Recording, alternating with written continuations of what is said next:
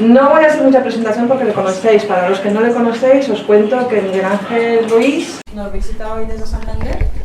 Es experto en conspiranoias. Me encanta esa palabra.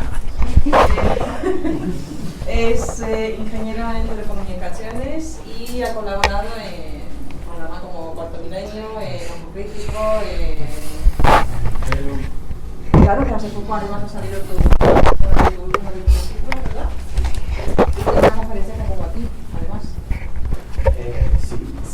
Sí, claro, por la memoria. Os voy a dejar con él porque el tiempo con él vale oro.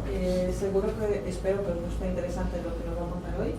Y yo, por mí, pues muchas gracias por venir desde Santander aquí. Es todo un placer. Te dejo con tu conferencia y bueno, que lo disfrutes. Muchas gracias. Gracias por venir. Primero que nada, pediros a todos disculpas un poco porque salgo de trabajar a las 2:30 y son las 7:30 y entre que llegas, aparcas y montas el chiringuito, pues siempre pasa un ratín. Apaga ya si quieres. Vale, está bien porque no está muy oscuro y así no dormís. Y a ver cómo empezamos con esto. Tenemos aquí un título un tanto cañero, soy consciente. Por primera vez es que siempre me dicen que no se ponen los títulos de las conferencias, pero los pongo como poco sensacionalistas. Entonces, pues aquí espero haber enmendado un poco el tema. Vamos a hablar de la destrucción de la niñez, lo de planificada es que está un poco en amarillo. Quiero que sea un poco luego la hipótesis de trabajo, que al final de la charla entre todos veamos si es planificada o no es planificada. Y quisiera hacer otra aseveración con esta conferencia. Este es un tema, vamos a decir, tomado prestado a Iker Jiménez, digamos que es un episodio de la última temporada de Universo Iker, pero es un tema muy especial. Es un tema que por ejemplo, en el mundo del misterio nos gusta decir como que somos vanguardistas y que tocamos los temas que nadie toca. En realidad es un poco al revés. Este es un tema 100% académico, un tema que está sobre todo sacado de un trabajo de un académico norteamericano que se hizo en 1982 y que de alguna manera yo considero que un buen divulgador debería conectar el mundo académico con la divulgación de masas porque tiene cosas muy muy buenas que yo creo que muchas veces desconocemos, ¿no? También supongo que cuál es el valor de la academia si al final lo que ellos investigan no se convierte en cultura de masas. Por otro lado, este es un tema muy muy cañero, tiene muchas cosas, yo creo que la conferencia a ratos puede ser un poco dura. Sin embargo, también es una cosa que no es como cuando se habla del sistema financiero o cuando se habla de ovnis, que todos pasáis un rato entretenido, o igual os sorprendemos un poco, pero como es un tema tan lejano, pues os vais a aplaudir y os vais a casa.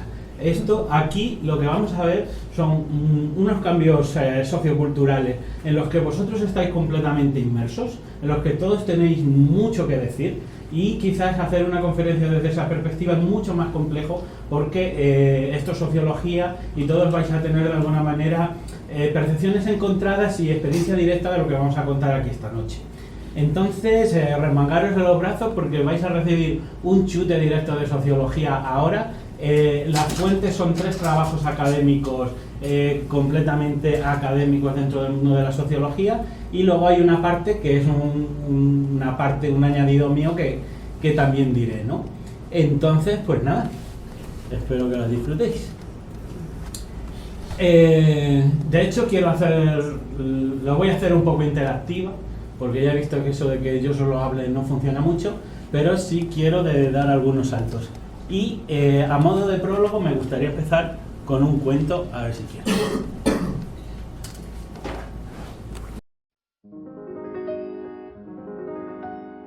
Cuando yo era pequeño, me encantaban los circos.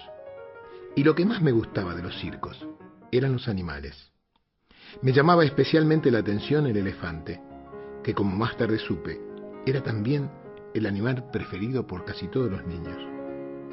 Durante la función, la enorme bestia hacía gala de un peso, un tamaño y una fuerza descomunales.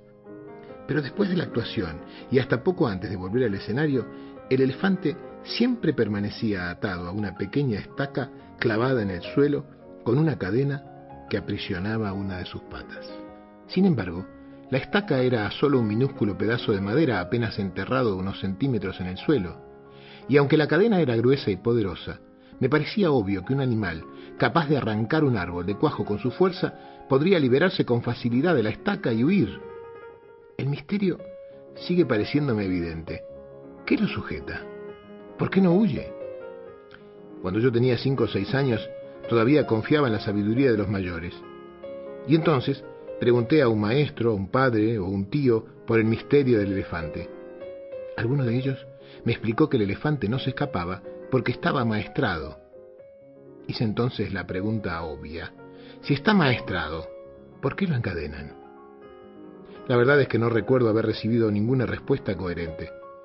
Con el tiempo, olvidé el misterio del elefante y de la estaca y solo lo recordaba cuando me encontraba con otros que también se habían hecho esa pregunta alguna vez. Hace algunos años descubrí, por suerte para mí, que alguien había sido lo suficientemente sabio como para encontrar la respuesta. El elefante del circo no escapa porque ha estado atado a una estaca parecida desde que era muy pequeño. Cerré los ojos e imaginé al indefenso elefante recién nacido sujeto a la estaca. Estoy seguro de que en aquel momento el elefantito empujó, tiró y sudó tratando de soltarse. A pesar de sus esfuerzos, no lo consiguió, porque aquella estaca era realmente demasiado dura para él. Imaginé que el elefantito se dormía agotado y que al día siguiente lo volvía a intentar, y al otro día, y al otro, hasta que un día terrible para su historia futura, el animal aceptó su impotencia y se resignó a su destino. Ese elefante enorme y poderoso que vemos en el circo no escapa porque cree, pobre, que no puede. Tiene grabado el recuerdo de la impotencia que sintió realmente poco después de nacer. Y lo peor es que jamás ha vuelto a cuestionar seriamente ese recuerdo. Jamás intentó volver a poner a prueba su fuerza. Así es, Demián. Todos somos un poco como el elefante del circo. Vamos por el mundo atados a cientos de estacas que nos restan libertad. Vivimos pensando que no podemos hacer montones de cosas simplemente porque una vez, hace tiempo, cuando éramos pequeños, lo intentamos y no lo conseguimos. Hicimos entonces lo mismo del elefante. Grabamos en nuestra memoria este mensaje: no puedo y nunca podré. Hemos crecido llevando este mensaje que nos impusimos a nosotros mismos y por eso nunca volvimos a intentar liberarnos de la estaca. Cuando a veces sentimos los grilletes y hacemos sonar las cadenas, miramos de reojo la estaca y pensamos: no puedo y nunca podré. Bueno, no os olvidéis del elefantito que luego le veremos en otra perspectiva, pero sí pensar una cosa, ¿no? Que con respecto al elefante, lo que nos viene a decir Jorge Bucay en este cuento es que lo que de verdad le ataron durante la infancia fue la mente, mucho más que las piernas, y esa atadura de la mente es más fuerte que toda su fuerza física. Hoy vamos a hablar de una conspiración, una especie de conspiración sobre los niños. Entonces la pregunta es obligada: ¿por qué los niños? Los niños reúnen una serie de características que los hacen, digamos, muy especiales, pero sobre todo un objeto valioso para quien de alguna manera quiera sacar partido de ellos. ¿Por qué los niños? Porque son vulnerables, generalmente, porque están indefensos, porque carecen de capacidad crítica, son manipulables, pero sobre todo, y mucho más importante, son la base de cualquier sociedad futura. Si tú tomas un control del niño, tienes a alguien que te va a pertenecer toda la vida. Aquí ponía una foto que a mí me hace mucha gracia, que es tremendamente tierna de cómo es, digamos, de manipulable un niño, ¿no? Esta es una carta de una profesora al ratón Pérez, en el que a la Serena, bueno, a una niña se la perdió el diente, y claro, si no tenía el diente, pues no iba a poder cobrar lo que le trae el ratón Pérez. Entonces, fijaros la profundidad y la ternura del trabajo del profesor, que juntó a todos los testigos de la clase para que le pudieran devolver el diente. Esto es un ejemplo mágico, o un ejemplo de lo que es la mente mágica de un niño, de lo que es esa etapa, digamos, tan tremendamente preciosa, en el que todo es posible, en el que el mundo se está descubriendo, en el que literalmente los circuitos neuronales del cerebro se están formando, están cogiendo una topología, una forma según se aprende. Y eso, en cierto sentido, aunque hay diferentes posturas, tanto en educación como en sociología, pero sí podríamos decir que un niño es como si fuera un barro que se moldea. ¿Qué se puede hacer con ese barro? Muchísimas cosas. Entonces, esto hace que los niños sean el objetivo perfecto de determinadas maniobras, ¿no? Es fácil verlo, ¿no? Aquí vamos a ver cómo es un niño, cómo aprende un niño, cómo imita, ¿no? Esto es un bebé que está viendo una película de Rocky Balboa.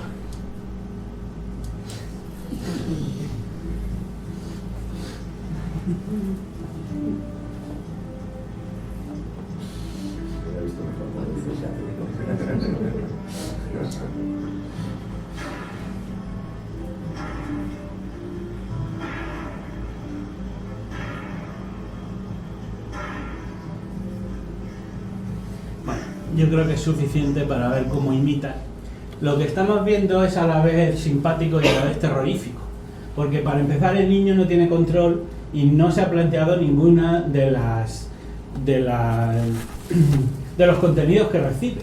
Y además ese niño, que además hay un tema importante, no solamente está imitando, está recibiendo emociones. Esas emociones también le van a configurar el cerebro. Esa es una educación que yo no digo que no vaya a olvidar en toda la vida, pero que si alguna vez la olvida, le va a costar mucho trabajo desprogramarse de ella, porque va a ser de alguna manera las primeras impresiones que van a construir a sí mismo, ¿no?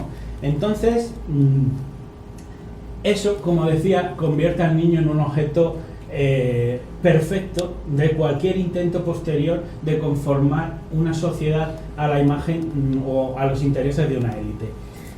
Hoy vamos a hablar de una cosa que es bastante, vamos a llamarla desconocida, sobre todo tiene que ver con cómo son los niños en el primer mundo, pero yo no quería hacer una conferencia que fuera tremendamente hipócrita, en el que yo describiera las dificultades que pasan los niños en el primer mundo y me olvidara de las del segundo y el tercero.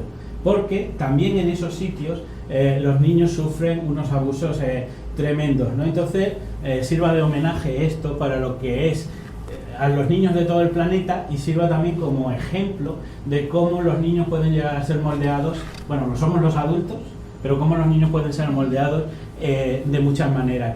Son ejemplos extremos, lo sé, pero todo esto son realidades sociales, ¿no? Cómo existen los niños soldados en gran parte de los conflictos actualmente armados, cómo es cómo se los recluta, cómo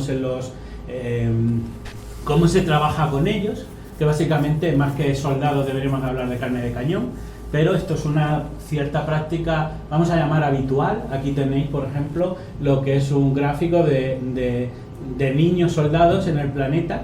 Veis que podemos hablar de práctica extendida y que, de alguna manera, si siempre hemos tenido la idea de que la niñez es algo a proteger, algo muy valioso, como en el mundo, la utilización de niños con otros fines, yo casi diría sistemática, ¿no? Hay otro tipo, fijaros que esto, digamos, serían guerras abiertas. Hay otro tema, y es que, sobre todo en Perú, Bolivia, Colombia, etcétera, está el tema de los niños sicarios. Es una práctica que lleva relativamente poco tiempo y en el que sobre esto se podría dar otra conferencia entera, porque los reclutadores se dieron cuenta que si un niño aprende a matar a una, digamos, una edad pronta, y digamos lo hace bien, quiero decir que si se insensibiliza, luego llega a ser un asesino implacable. Y además tenía una ventaja para todo el tema de los narcos. Nadie se espera que un niño le vaya a dar 3 o 4 tiros.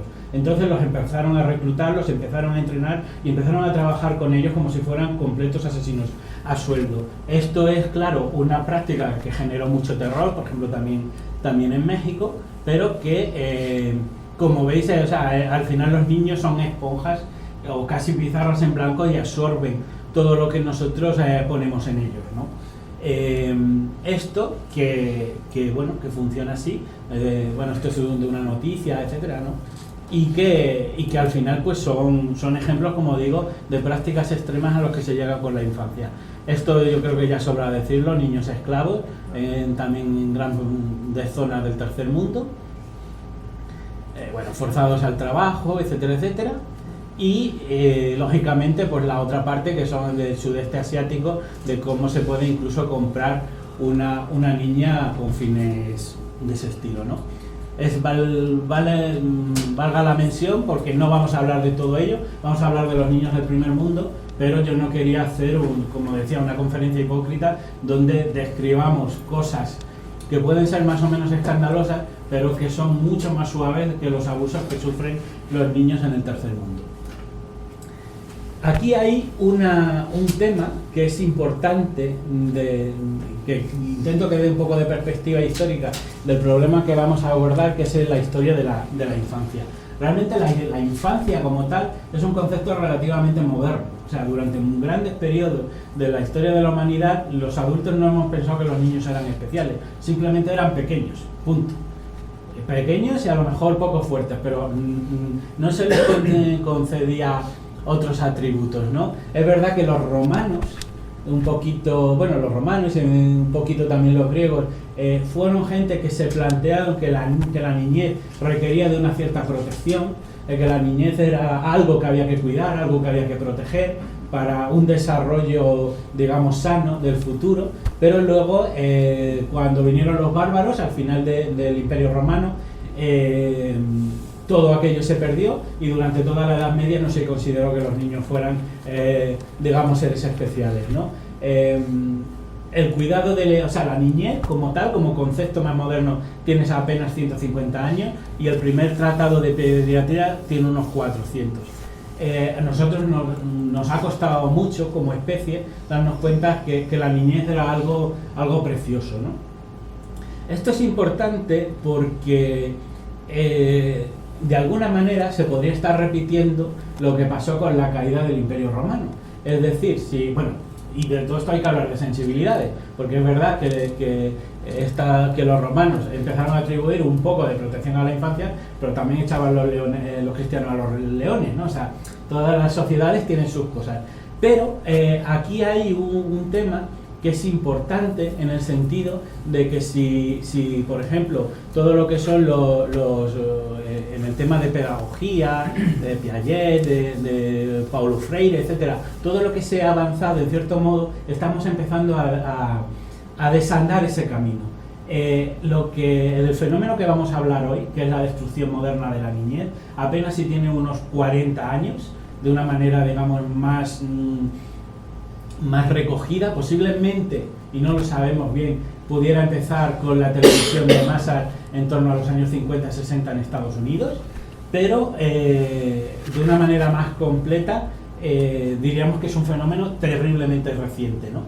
Entonces la pregunta es, ¿estamos entrando un poco otra vez en esa edad bárbara donde estamos dejando de considerar a los niños como objetos preciosos a ciertos niveles? Es verdad que esa destrucción de la niñez es total. Ahora mismo hay un montón de consideraciones por cómo juegan los niños, etcétera, etcétera. Vamos a ver de lo que pasa. Todo este tema está basado en un sociólogo, doctor en sociología, y era un experto de cultura de comunicación de masas. Este señor es Neil Postman, murió en 2013 y era un pensador. Y era alguien quizás con una visión muy sagaz, hay que decirlo quizás, bueno, también lo que pasa que del departamento de donde estaba, que era digamos un experto que analizaba la propia cultura de ellos, él hizo en el año 1982, y es la gran base de todo el trabajo presente, un libro que quizás sea su libro más polémico, que se llama La desaparición de la niñez. Pensad una cosa, 1982. Hacen ya casi 3 décadas y algo, y realmente las cosas en 2016 han podido cambiar bastante, ¿no? Entonces es un trabajo muy pionero. Postman no solamente se ocupó de la niñez, también atribuye muchas de las cosas a la educación. De la educación no voy a hablar de la charla porque necesitaríamos varias horas y porque el tema ya veréis que es amplísimo, pero principalmente os presento que la tesis de Neil Postman, que es una tesis que luego ha tenido un recorrido y desarrollo en la sociología. Otros sociólogos han seguido estudiando el fenómeno de la desaparición cultural de la niñez en nuestra sociedad y digamos han seguido generando literatura en este sentido. Pero esta tesis viene a decir que eso ya era un fenómeno contrastado en 1982 y que tenía una serie de causas. Postman habla o se inventa un efecto provocado por la cultura que es el efecto Frankenstein. El efecto Frankenstein para Postman lo que viene a decir es que, igual que el ser de la ciencia ficción que fue Frankenstein, digamos que fue alguien que de alguna manera se le creó con un objetivo, pero que luego el desarrollo, la evolución de ese ser se convierte en otra cosa distinta.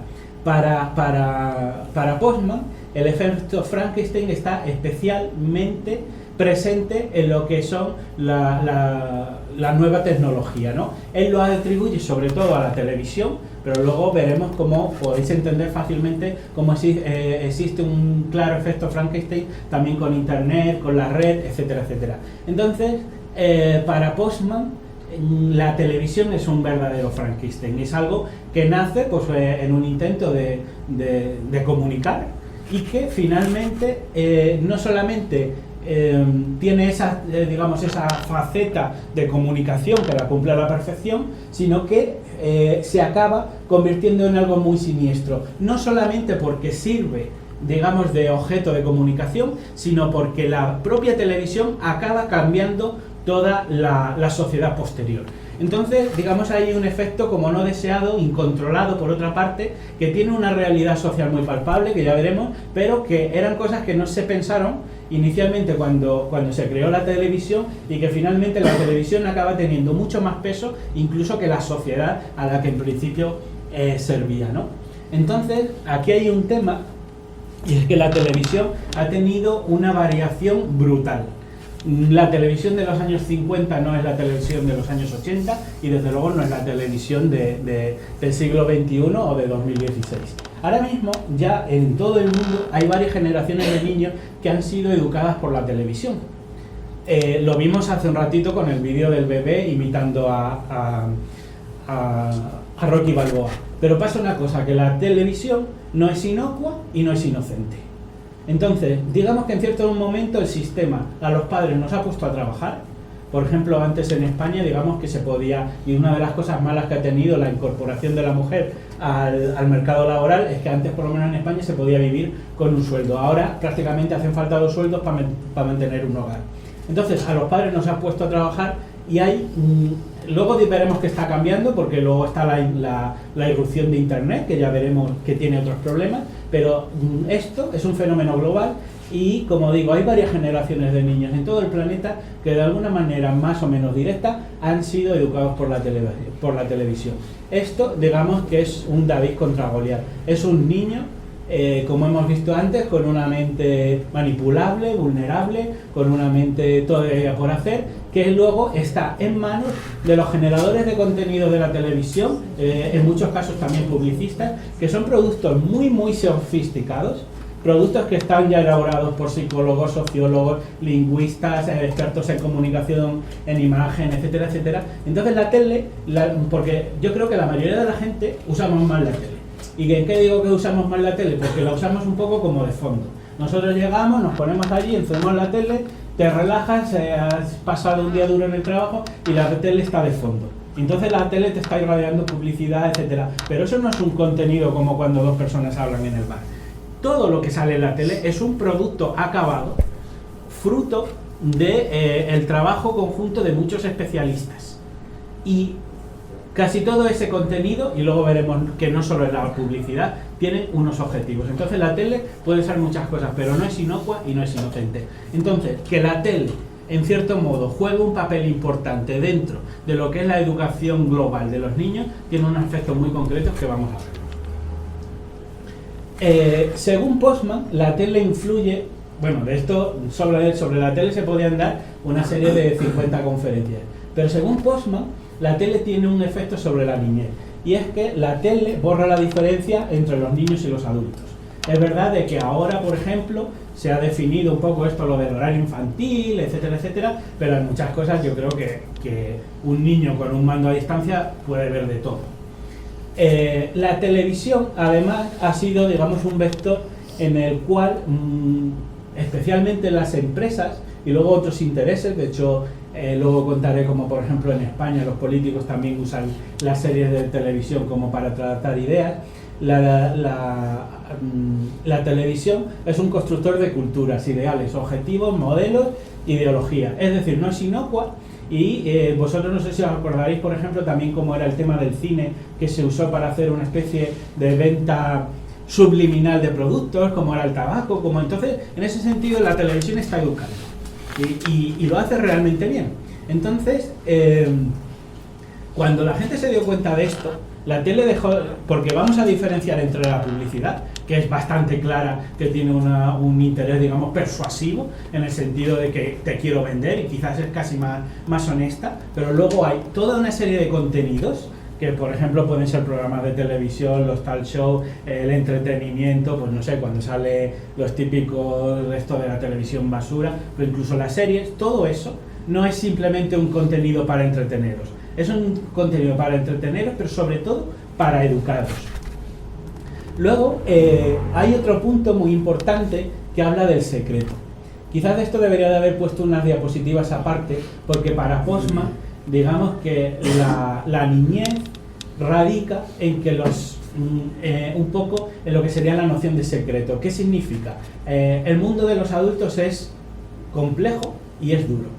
Entonces, por ejemplo, cosas como la sexualidad o cosas como la violencia, lo que se supone, y que a nivel educativo, y es que los adultos deberíamos de hacer una especie de conspiración del silencio con determinados temas que son, de alguna manera, nocivos para el desarrollo de un niño. Entonces nosotros debemos de esconder una parte de esa sociedad tan dura que somos a los niños, para que, digamos, ellos tengan una especie de concepto de la inocencia y, en cierto punto, como ha pasado en todas las culturas siempre, porque recordemos que todas las culturas han tenido sus rituales de paso, sus ceremonias de lo que es convertirse en un adulto. De hecho, el matrimonio, lo que era también pues eso, yo creo que eran los rituales de la adolescencia, etcétera, etcétera. Todo eso se ha borrado en la sociedad actual, no existe, ya no hay pautas de ese estilo, pero al no haber pautas de ese estilo, lo que está pasando ahora, especialmente, es que la televisión, al no distinguir entre niños y adultos,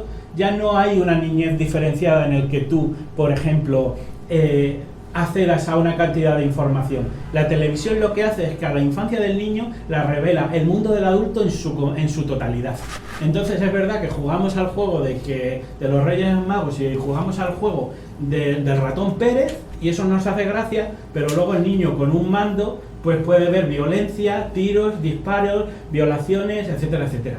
Entonces, en ese sentido, tampoco tiene mucho sentido que juguemos a lo de los Reyes Magos.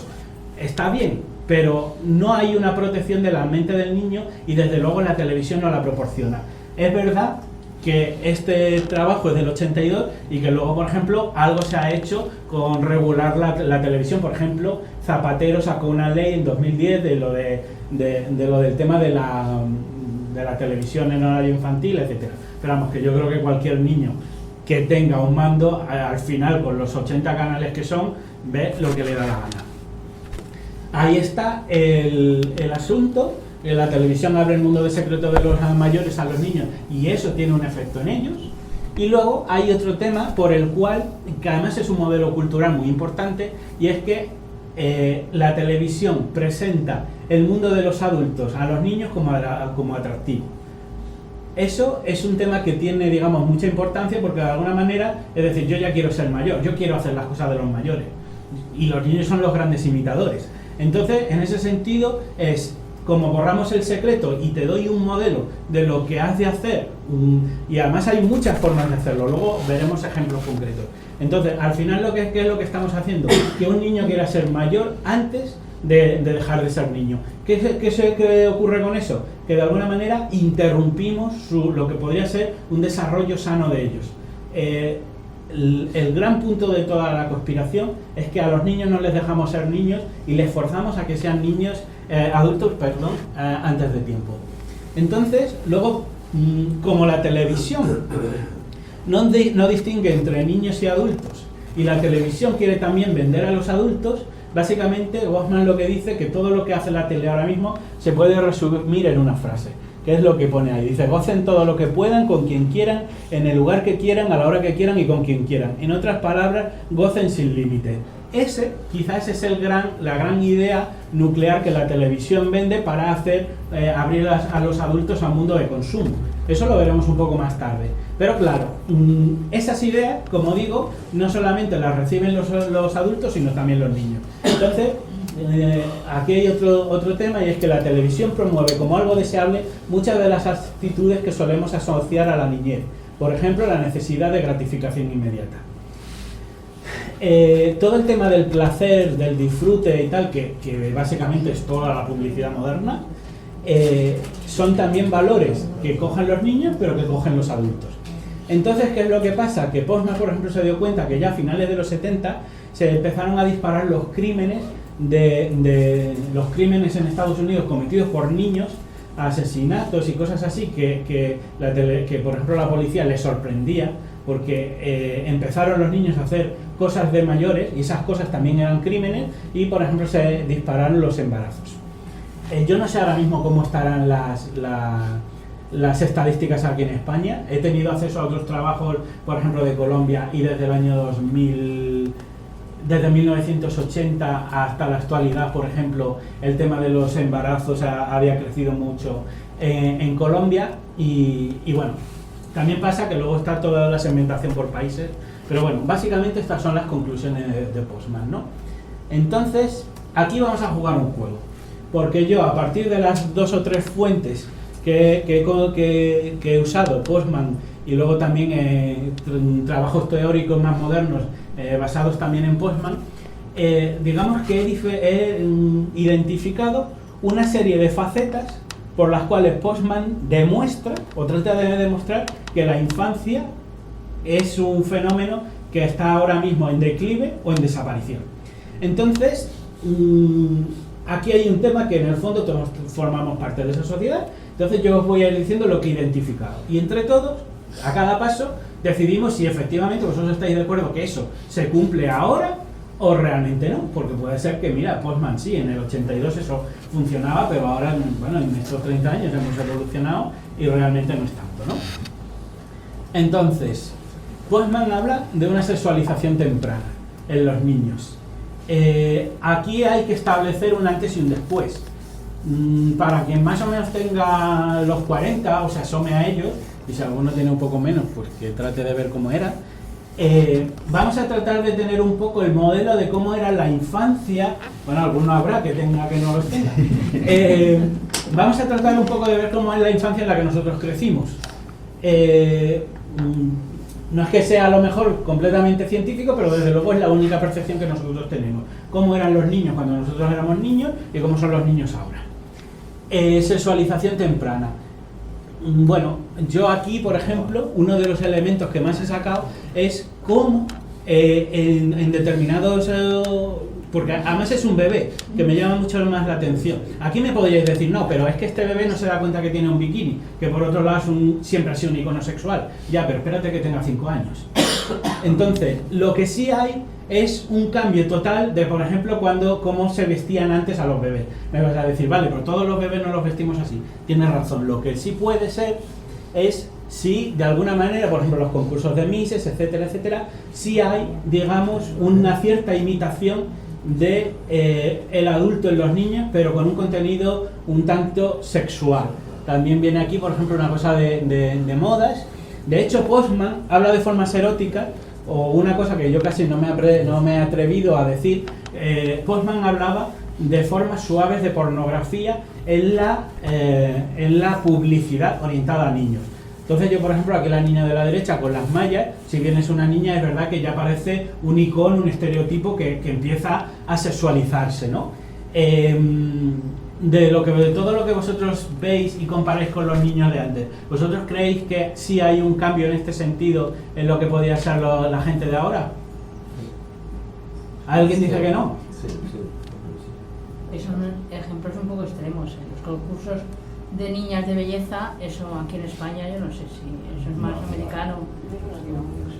No sé, bueno. Están los concursos también de canto y demás, y si se visten así.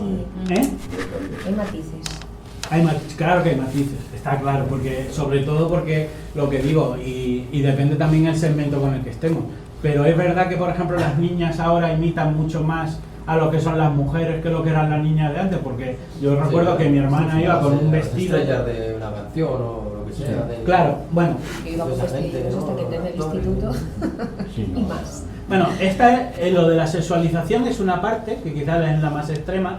Hay otro que es la imitación de la ropa de mayores, que tiene lo que lo he querido separar, y de hecho he puesto la sexualización la primera, porque si pongo la ropa me va a decir incluso la sexualización. Aquí hay cosas que de hecho a mí al principio me costó buscar fotos, nada más pensar también una cosa. El libro de Postman era del 82 y todos los ejemplos son del 82 y de Estados Unidos. Entonces yo no podía hacer una conferencia creíble con los ejemplos que daba Postman, porque a lo mejor estaba hablando de, no sé, de un anuncio de champú de Johnson & Johnson de los 80 en Estados Unidos. Entonces ahí he tenido un intento grande como de actualizar y sin dar mucho la chapa de determinadas cosas. Aquí yo al principio ponía en Google pues niños como vestidos como mayores, no sé qué, y no me salía nada, hasta que simplemente puse moda niños y es cuando salió todo, y es cuando me di cuenta que era mucho más fácil de conseguir de lo que había pensado. Esto es una foto de los años 70 y sobre todo el chico que está de pie, yo creo que vestían así. O sea, realmente eso es ¿Ahora nos hace gracia? Vale, nos hace gracia. Pero era una ropa muy diferenciada de la de un adulto. Un adulto no iba con eso por la calle. Si ponéis... O alguno habría, bueno. Pero si vosotros podéis moda hemos visto Google... fotos de padres y tal. Bueno, en los 70 también es que es verdad que la moda... Pero coño, se distinguía un adulto de un niño. Aquí hay otro elemento que está sacado de Google, moda niños. ¿Qué es esto? Quizás, bueno, es más así, pero esto es o sea, ¿qué diferencia hay entre un adulto y esto? O sea, no está vestido de bebé.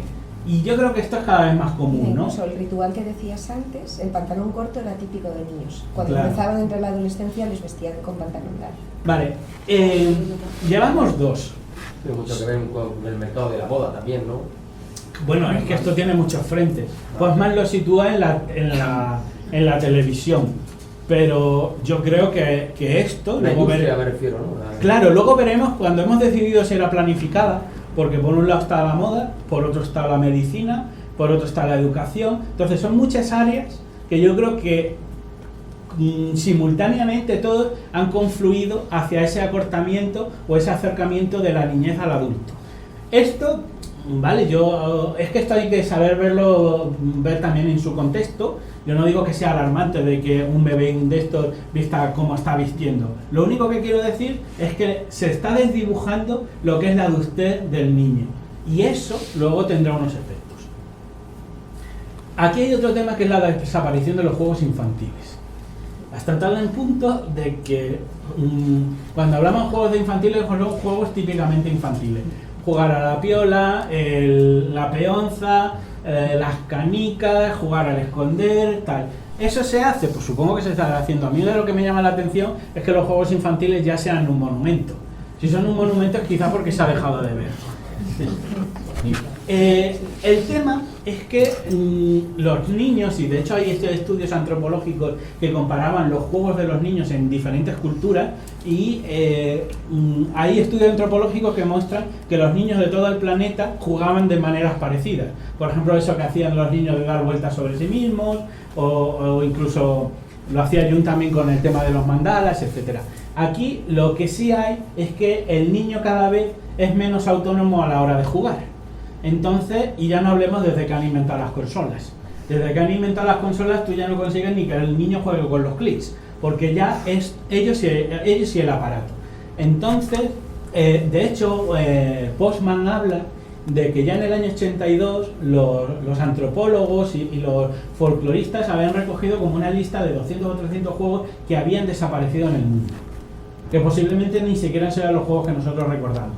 Pero bueno, yo con todo el tema de la comba, bueno, supongo que la comba en los colegios más o menos seguirá, ¿no? Pero yo tampoco. Ha desaparecido, o sea, todo esto. Todo esto ha desaparecido. Lo veo desaparecido. en los patios de los No, colegios es que todos los días, ha quizás desaparecido. aquí hay una cosa que es súper importante, y es que daros cuenta que quizás estamos en un momento histórico en el que esto todavía vosotros os podéis dar cuenta que está pasando. Bueno, ahora caza me comemos, ¿no?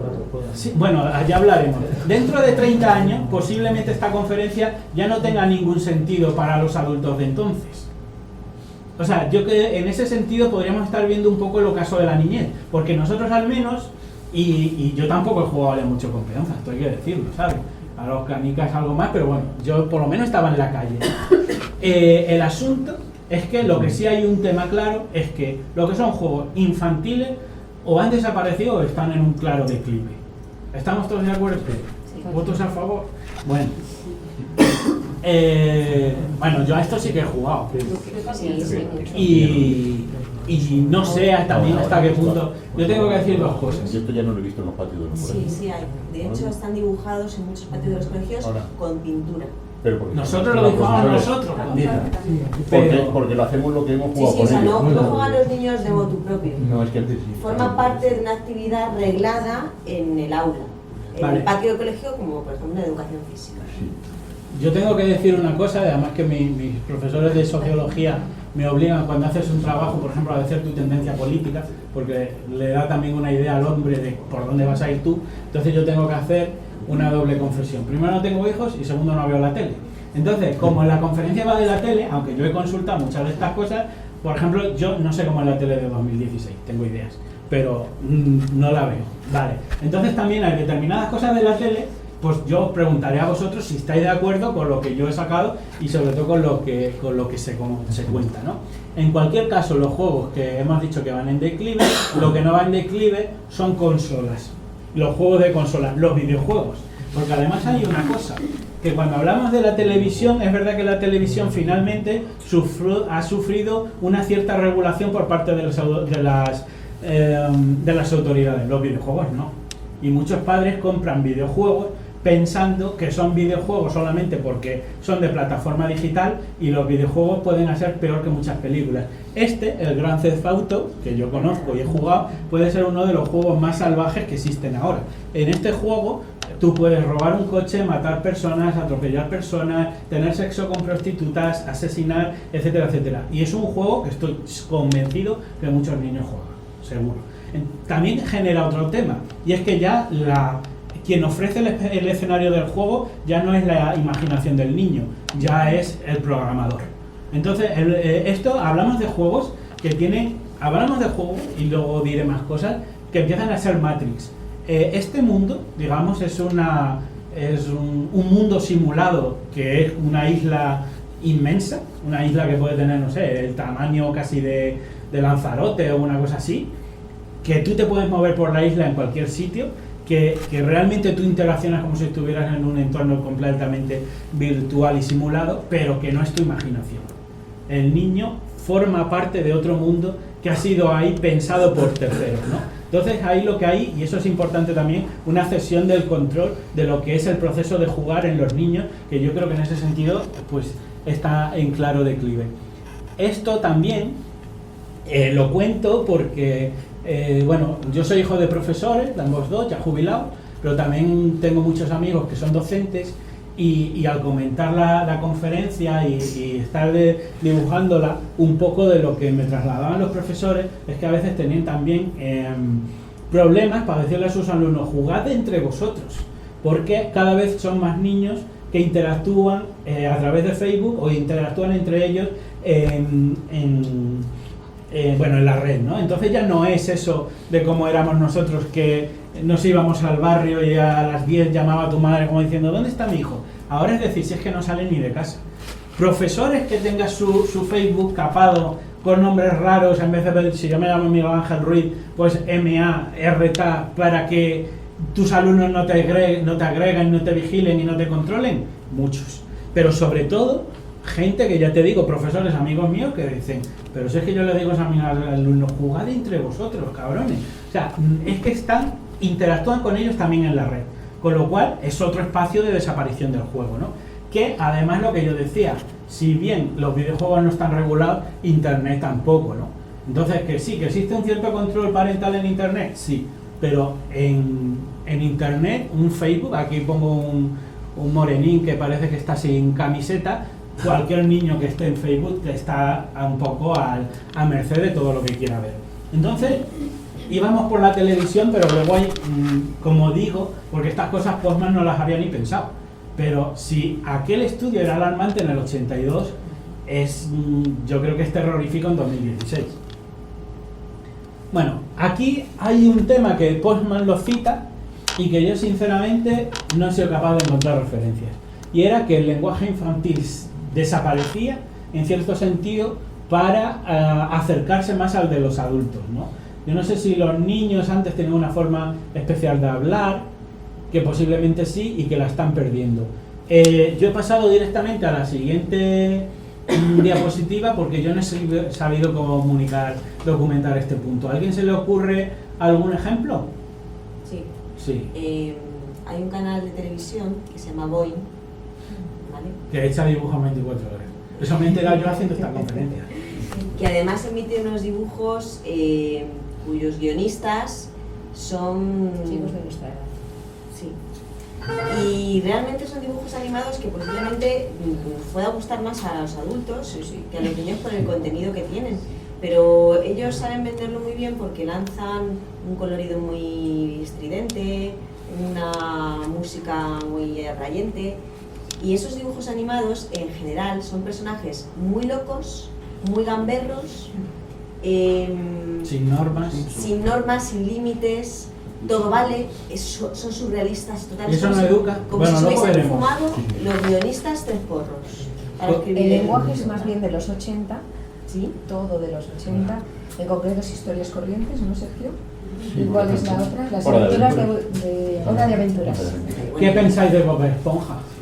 Es super light, Bob Esponja. ¿Ah, sí? Claro, de lo otro. Pues a mí me habían dicho de que a veces era humor para adultos. Sí. A veces tiene estilos que los niños no van a entender. Bob Esponja es súper inocente. Claro, no sé, al lado de eso. Sí, es súper inocente. Son gamberros, Yo creo que los niños no pueden entender eso. No, de hecho, conocemos muy pocos niños que lo ven. Pero hay un problema con eso. Y el problema que veo es que la conducta de los niños se modifica. En cuanto a que los niños, yo hablo de mi hijo, ¿vale? En concreto. Mi hijo, desde que ve esos dibujos, habla muy alto, dice chorradas. O sea, tú notas una influencia de esos contenidos en tu hijo. Pero no solamente de mi hijo, sino de todos los niños que con él juegan en el patio del colegio. Con él. O sea, es alucinante. O sea, tú escuchas a mi hijo sin saber qué es el canal Boing y los dibujos animados de las series estas que te comento y piensas, este niño está tarado. Honestidad. Pues hay otro tema que también son tendencias, yo creo que más o menos modernas, sobre todo dentro de lo que es el cine para niños, que lo que están tratando de hacer es que el cine sea muy transversal, que vuelve a dibujar otra vez lo que decía Postman, que se borra la diferencia entre adultos y niños. Y es que el cine moderno, si tú vas con tus hijos al cine, papá y mamá van con los niños al cine, tratan de hacer películas que sean un poco como El Principito, que gustan a los mayores y que gustan a los niños. de alguna manera, porque claro, que no sea un coñazo total para el padre llevar al niño al cine, pero al final vuelve a ser un material que es bastante transversal. Yo no digo que sea ofensivo, como hemos hablado de la tele, pero sí que al final vuelve a pasar lo mismo.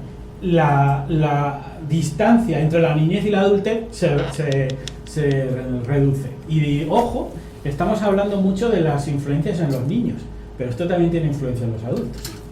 Pero en el cine hay una paradoja que me llamó mucho la atención cuando iba al cine con los niños pequeños, que eran películas toleradas, o sea, para niños, pero los anuncios eran películas de 18 años. Ya, los anuncios. Los anuncios de los trailers de las películas y demás eran trailers muy fuertes, muy heavy, eran películas de mayores de edad, entonces no entendía cómo podían poner eso ahí lo tienes todo. En una historia de esa. Bueno, el lenguaje infantil se asemeja más a los adultos, en general estamos de acuerdo, o esto... ¿Sí? Vale. La desaparición de la música infantil. A mí me ha costado un montón buscar ejemplos. Mis padres, cuando yo era pequeño, bueno, para empezar, a mí cuando yo estaba en Parvulito tenía un profesor que se llama Juan Galvez, y para empezar nos ponía Vivaldi y música clásica. Entonces nosotros estábamos haciendo una ficha, pero con Vivaldi, punto. O sea, realmente ahí quizás era el único ejemplo que digo, la música para adultos podían venir bien. Pero luego sí que es verdad que luego teníamos, no sé, yo he tenido cintas que eran solamente música para niños.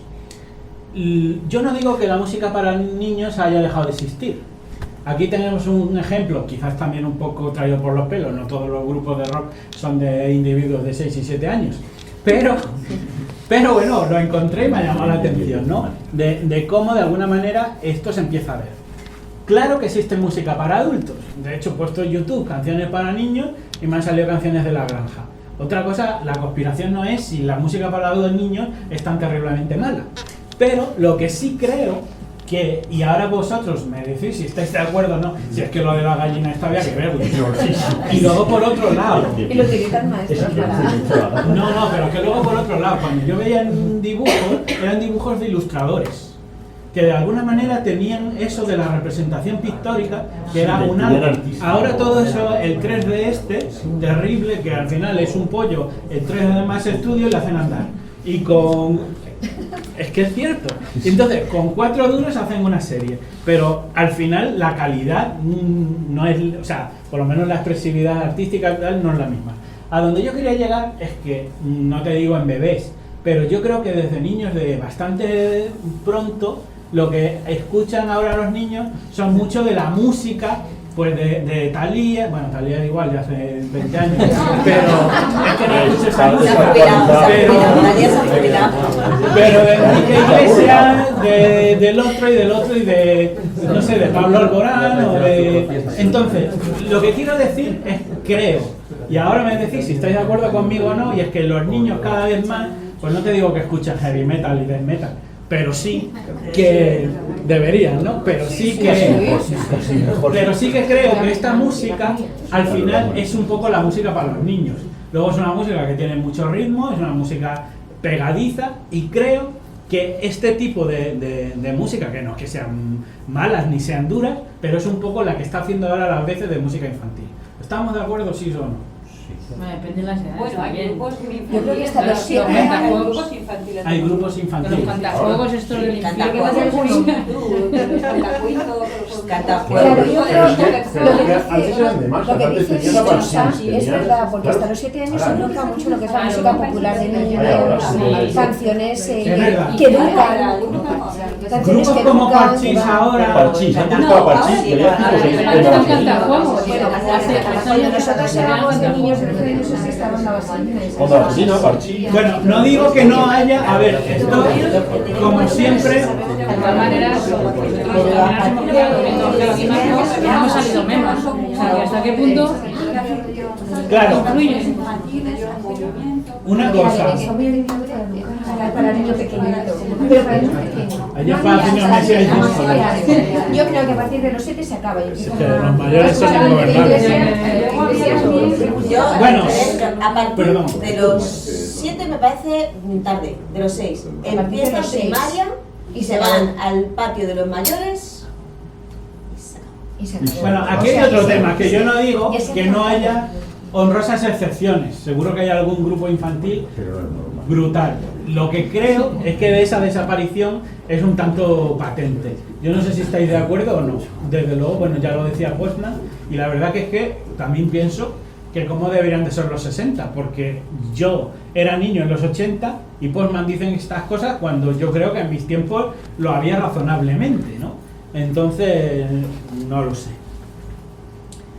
Luego hay un tema que es crucial, y es cómo han cambiado las relaciones de autoridad de los niños con las autoridades, por así decirlo.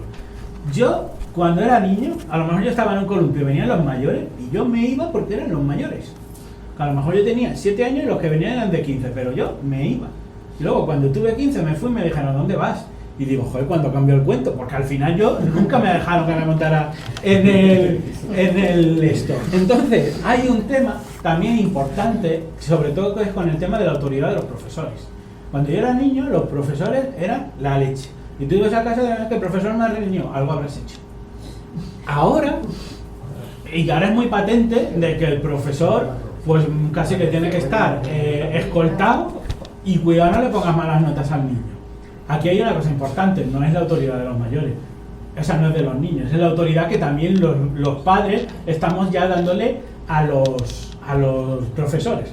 Pero la pregunta es clara, si yo que tengo 39 años, cuando yo era un niño, los profesores eran una autoridad y ahora no lo son, ¿cuándo ha cambiado eso y por qué?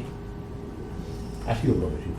Ha sido progresivo, ha sido en un lapso, vamos a decir, de unos 25 años. Te puedo decir eso. Te puedo decir más cosas, es global.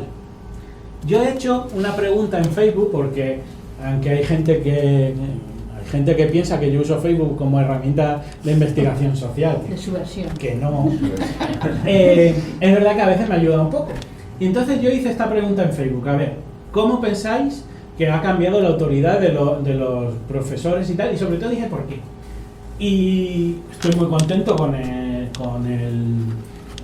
apoyo mostrado. Yo no sé si habrán tenido del orden de, no sé, 40 o 50 comentarios. Prácticamente nadie se ha acercado, por una razón, porque todo lo que me ha hecho ha sido hacer descripciones de cómo funcionan las cosas. No es que ahora hemos perdido el respeto, no es que ahora los niños, no, pero yo he preguntado por qué ha pasado esto. Prácticamente nadie se ha acercado al tema. Luego hay una cosa que a mí me llama mucho la atención, que es hacer ciertas justificaciones que tienen que ver con nuestra cultura un poco española. Mucha gente lo que me ha dicho que nosotros antes vivíamos bajo la represión franquista, en un régimen dictatorial, y que luego cuando entramos en la democracia todo aquello se abrió y valía más. De hecho, tengo primos en Argentina que me han dicho lo mismo con lo de Videla. Pero es que ese fenómeno de la erosión de la autoridad y la no aceptación por parte de los niños no es un fenómeno que se dé solo donde hemos tenido dictaduras. En Estados Unidos y en el Reino Unido, por poner dos ejemplos, no tienen un pasado dictatorial, y este fenómeno se ha producido también. Entonces, aquí hay otros elementos. Pero que sea global y que sea en el transcurso de unos 25 años, a mí sociológicamente me da mucho que decir. Una cosa, a nosotros nos gusta pensar que los cambios que describe la sociedad generalmente son cambios espontáneos. A nadie no le chirrió que prácticamente en el año 95 quien tenía un móvil era un pringao y nos reíamos de él, y prácticamente en el año 2000 nos reíamos de quien no tenía móvil. ¿Eso es una casualidad? Seguiremos viendo cosas. Hubo un cambio. Esto es una experiencia muy personal mía. Posiblemente todos vais a pensar que estoy loco. Correcto. Pero yo me acuerdo del médico de familia, y además es que esto es una cosa, yo ya me debería de estar labrando como conspiranoico en esa época. Pero yo te juro que yo tenía mi cultura, que yo venía del barrio Sésamo, de la bola de cristal, del respeto a los mayores, y en esta serie fue la primera vez que a mí me chocó, porque en esta serie, puede ser que vosotros lo habéis visto de otra manera, pero el Chechu tenía como una personalidad más fuerte que la abuela. Sí, a mí también me pasó. Entonces, a mí era como decía, pero Chicho, que aquí está abuelo que tú no sabes, pero abuelo que no te enteras, que no sé qué. Y fue la primera vez que yo vi en televisión un modelo en el cual el niño no estaba supeditado al adulto, no digo que le faltara respeto ni le pegara, pero de alguna manera eso se empezaba a hacer palpable de que era bueno Chechu, bueno. Entonces, esto es solo un modelo, claro. Un modelo que haría falta un estudio más amplio para saber si eso estamos de lo correcto. Yo también tengo que decir, bueno, yo dejé de ver la tele en 2002, desde entonces no la he vuelto a ver por determinadas cosas, por ejemplo porque me fui a vivir a Edimburgo y no la entendía, pero hubo otro tema, sí, no la entendía, la dejé de ver y cuando volví ya no me interesaba. Pero hay otra cosa, yo por ejemplo, en COU estuve en un internado, en un colegio de curas en Extremadura. Entonces allí los curas no nos dejaban ver la tele. Bueno, mentira, sí nos dejaban. Pero había una sala que tú solo podías ver la tele si no era hora de estudio, de recreo, etcétera, etcétera. Pero luego los curas pusieron las sillas más duras, inhóspitas, metálicas e incómodas que habían encontrado en toda Extremadura. Entonces, ver la tele en aquellas sillas, 10 minutos era una proeza. Entonces al final nadie veía la tele. Pero hay un fenómeno que yo me di cuenta en aquel colegio, y era que los niños gritaban y insultaban a la tele. Aquí hay una cosa que es mi teoría personalísima, y es que yo creo que la tele es muy tóxica. La tele es como cuando fumas un cigarrillo. Todos los días te da una pequeña dosis de veneno y al final la toleras por un poco, como se dice cuando te habitúas a algo, pues bueno, como por una suerte de tolerancia. Pero yo recuerdo, y eso lo tengo grabado a mí, o sea, cuando tú dejas de ver la tele en nada 4 meses y de pronto te ponen los anuncios, sonaban tan terriblemente irreales y forzados y además era porque luego, y yo te lo digo porque cuando dejé de ver la tele, cuando la ves 10 minutos, 2 años después, yo siempre salgo blanco. De hecho, yo tengo aquí a mi amiga Paloma en Madrid que una vez me dijo, Miguel, vamos a sentarnos juntos a ver la tele, verás cómo no es tan mala. Y tuve la mala suerte de que ponían un programa que no me acuerdo cómo se llamaba, pero estaban contando que se habían peleado 2 familias. 10 minutos dure, pero digo, no sé si os suena el programa, pero era un programa como de reality show que eran un vecino con otro que estaban enfadados. Yo aquello digo, pero esto ya no es, porque en mi tiempo había una cierta educación, por lo menos en la tele, ahí se perdió. Entonces yo lo que he visto a niños, como decía en este colegio, insultar a la tele cuando venía la publicidad, porque nos parecía tan forzado y tan irreal, que de alguna manera, y no es que fuéramos adalices pero es que era totalmente absurdo. Entonces yo creo que todos estos modelos al final tienen mucho que decir. Luego hay una cosa que pongo esta noticia ocurrida en Santander, no sé si está la fecha, así 27 de abril 2006, vale, ha sido este año, que yo creo que, como digo, provoca que al final todas las sociedades están arrastrándose en esto. Aquí yo sé que es un tema polémico, yo digo lo que a mí me parece. En Santander este año una mujer que tenía una niña de 7 años, lo cuenta todo en la noticia y tal, una niña de 10 años, perdón, fue una niña que tenía que venir de clase a las 2 de la tarde y apareció a las 5 de la tarde. Y la madre la cruzó la cara y la dio un bofetón. No hablamos de maltrato, no hablamos de vejaciones, no hablamos de palizas. La dio un bofetón. Y la niña le puso una denuncia a la madre. Y entonces la policía se la llevó presa. Si esta tenía que venir a las 5 de la tarde, a las 5:30 por lo visto estaba la mujer en comisaría. Estuvo en comisaría hasta las 10:30 de la noche que la contaron, a condición de que se personara por la mañana, al día siguiente, otra vez en comisaría, para terminar de hacer las diligencias y lo que hiciera falta. Yo no sé cómo ha acabado el tema. Yo esto lo he hablado con más gente en Santander y efectivamente sí, esto ocurrió así y no sé qué. Entonces todo el tiempo que la madre estuvo retenida, la estuvieron interrogando, supongo, según el procedimiento habitual. Yo no voy a poner en duda a la policía ni nada. La pregunta es, ¿tú cómo educas a un hijo que cuando en un momento dado hay, digamos, un conflicto de autoridad y simplemente haces eso como lo debió de ser un bofetón, tú acabas en comisaría? La pregunta es, ¿tú cómo educas a este niño al día siguiente? Cómetelo todo, no me sale de los cojones. Punto. O sea, yo le doy una versión. En cadena perpetua. Mi padre va a estar en cadena perpetua, porque yo cada vez que hace una traspata, no, pero a ver, lo que evidentemente es verdad que esto es Porque hay niños maltratados, porque hay determinadas abusos, por supuesto que sí, todo tendrá un porqué, yo no digo que no. Lo que quiero decir es que en el momento en el que se produce un episodio de esto, y no digo que sean todos, ¿cómo educas tú un niño así? Porque una de las situaciones que hay que hacer, o yo entiendo que hay que hacer, y a lo largo de ir organizando toda la conferencia lo he visto bastante claro con el tema de la autoridad, es que lo que es el aprendizaje precisa de unos límites. Yo no digo que los límites tengan que ser necesariamente violentos. Lo que quiero decir que desde luego una intromisión estatal así en la labor de padre, en el momento de que tu hijo ve que a ti te lleva la policía, una de dos: o tienes un crío muy sensible y se te echa a llorar y nunca más lo va a hacer, o de pronto tienes un cabrón que no vas a ser capaz de gobernar jamás. ¿Qué pasó con esto?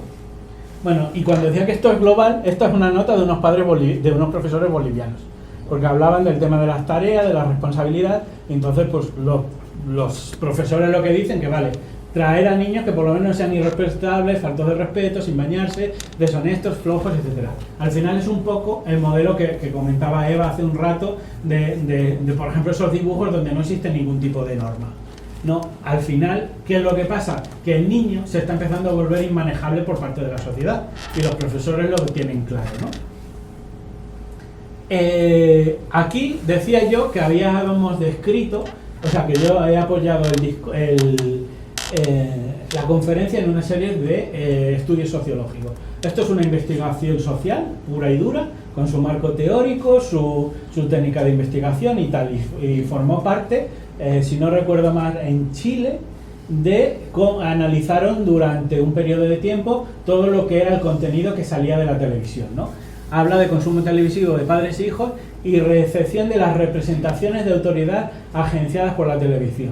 Es verdad, ¿de qué estamos hablando? Exactamente de lo que yo digo aquí de Chechu, de cómo son los modelos de autoridad que la tele representa, porque al final educan. Esta es un extracto de las conclusiones de tal estudio. En cuanto a la recepción de los padres de representaciones por la televisión, se deduce que este medio se representan relaciones más simétricas entre padres y hijos y mayor participación de los últimos en la definición de normas, decisiones familiares.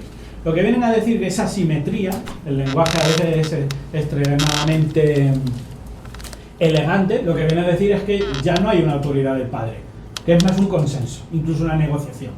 Claro, si tú negocias con tu hijo, le tienes que dar algo. El no ya no es un no. Y luego hay otro tema. Instituciones tradicionales como la familia, la iglesia, la escuela, el Estado se representan en la televisión con un notorio declive de su autoridad y destacado ascenso del poder de la figura de los que interactúan al margen de la ley, como los capos de la mafia, jefe de bandas y guerrilleros, bla bla bla bla bla. Dice que lo cual, según los padres, influye negativamente en las percepciones de los niños sobre la autoridad. Mi padre tiene una broma que bueno, que aquí está un poco al tema, y es que mi padre vivió en los 70 en el País Vasco, en la época dura de la represión, pero en la parte esta del tema contra ETA y tal. Y él decía una cosa muy curiosa, y era que en las manifestaciones contra ETA de los 70, los policías iban a cara descubierta y digamos eran los borrocas y los proetarras los que iban con el pasamontaña. Ahora es al revés. Ahora es al revés. El que va con la cara tapada es el policía. ¿Me podéis decir que eso es una extravagancia que está cogida por los pelos? Puede ser. Pero a mí no me deja de parecer significativa. Y al final esto es un estudio, yo estoy convencido, este es un estudio chileno, ¿vale? Yo estoy convencido que este estudio lo hacen en España y llegas a las mismas conclusiones. Aquí quizás la pregunta es, ¿por qué en las televisiones de todo el mundo se repite el mismo modelo? ¿Eso es una casualidad? ¿Tiene un porqué? Ahora veremos más cosas, ¿no? Y luego hay otro elemento que también está muy en tela de juicio, podéis estar de acuerdo o no, y es presentar la niñez presentar la niñez como una enfermedad. Esto es verdad que esta sería otra conspiración aparte, pero se habla un poco del TDAH, del trastorno de déficit de atención y hiperactividad. ¿De qué hablamos? Y de hecho esto hicieron un debate en Cuarto Milenio en médicos muy críticos. De hecho yo tengo una amiga venezolana que ella me dijo completamente convencida, no, yo es que tengo TDAH. Entonces yo le hice un test Y fuimos punto por punto de lo que eran 30 síntomas y la tuve que ir demostrando que no lo tenía. Y a día de hoy, soy un come-cocos tremendo, piensa que no lo tiene. De hecho, una de las cosas que a mí más me llamó la atención en Cuarto Milenio era que un médico, no recuerdo ahora quién era, que lo traía ahí, que es muy bueno, él decía que en España se diagnosticaba un 5% más de niños con TDAH que en Francia. La pregunta es obligada. ¿Qué tenemos los españoles para ese déficit de diagnóstico? Es decir, ¿los españoles de verdad tenemos un 5% más de hiperactividad que los franceses? De lo que aquí, lo que está un poco tras la sombra, es un intento, que luego esto, como digo, es otra conspiración, por parte de la industria farmacéutica y médica, de construir enfermedades que no existen. También lo hacen con la tercera edad, la descalcificación, etc. En este sentido, el típico niño revoltoso, que ¿quién no es revoltoso con 4 años? El problema es que no lo fueras. Lo han convertido en una enfermedad. Entonces, por ejemplo, aquí y otra creo... creo que me he saltado una diapositiva que al final no la puse, que era como un cuadro de diagnóstico de la hiperactividad, etcétera, etcétera. Yo no digo que no haya niños revoltosos, pero de verdad la frontera entre un niño revoltoso y una enfermedad, de que de pronto les empezaron a dar tranquilizantes, etcétera, etcétera, no es convertir a la niñez en una enfermedad. Yo sé que este es más polémico, no digo que estéis de acuerdo ni que no, pero a mí me parecía significativo ponerlo. Y luego hay otro punto que también puede ser bastante objeto de debate, que es el tema de la responsabilidad excesiva en los niños. Se hablan de exceso de deberes. Bueno, esto es una encuesta de Galicia, que si creen que si los niños estaban sobrecargados de deberes, de tareas en casa, y que por un lado se quejan de que los niños tienen demasiados deberes de la escuela, pero además si esto no fuera así, luego los padres los ponemos a natación, a inglés, a hípica y a lo que sea. Entonces, en este sentido, se habla de que estamos cargando a los niños demasiado pronto de responsabilidades, aunque es verdad que son más intratables que antes, en cierto modo, pero nosotros les estamos cargando de cosas. ¿Esto estáis un poco más o menos de acuerdo que se cumple o no? Totalmente. ¿Sobrecarga, dices? De los niños actuales, España, 2016. Sí, totalmente. Vale, aquí hay un tema importante que veremos luego también un poco más adelante, ¿no?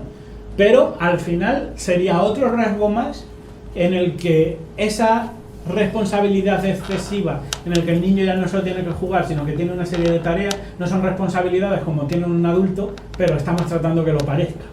Por lo menos son obligaciones que tienen y les vamos a exigir si no las cumplen, ¿no? En sociedades más avanzadas, en teoría, en los países nórdicos, por ejemplo, los niños no llevan deberes. Vale, y tienen mejores resultados. Ahí está, fíjate, por ejemplo, dice, solo Rusia, Italia y Polonia dedican más horas que los españoles a hacer tareas, 6,5, y en Finlandia el modelo educativo solo dedica 3 horas a la semana. Finlandia se les suele poner como uno de los mejores modelos educativos del mundo, cosa que no vamos a evitar porque y bueno, y no nos metamos en política, porque aquí mucho bipartidismo, mucha historia, pero llevamos 30 años en que tanto PP como PSOE, cada uno empeora la ley de educación del anterior. Esto es que solamente la educación podría ser otra. Pues en Soria algo está pasando, porque ha salido una noticia que tienen mejores resultados que todos estos países. Hay que ir a Soria, a ver si pasa. Hay que investigar Soria, pero... Claro, pequeñitos se pueden hacer mil cosas. Y en el País Vasco también, perdona, ha salido hace unos meses también publicado que a nivel nacional es la comunidad con mejores resultados. Vale, pues muchas gracias por el apunte. Posiblemente, ya digo que en la educación no me he querido meter porque es que sería otro aspecto completamente inmenso. Y ahora vamos a hablar un poco de... ¿os acordáis que hablamos al principio que el niño era el objetivo perfecto para muchos intereses? Ahora vamos a ver cómo las corporaciones ven a los niños. Nosotros hasta ahora hemos hablado de protección de los niños, de algo moldeable, de algo a proteger, como de un futuro. Ahora vamos a ver cómo las corporaciones los consideran a nivel estratégico. Y para eso voy a poner un pequeño vídeo que tenía yo aquí preparado porque era grande y no sabía cargarlo.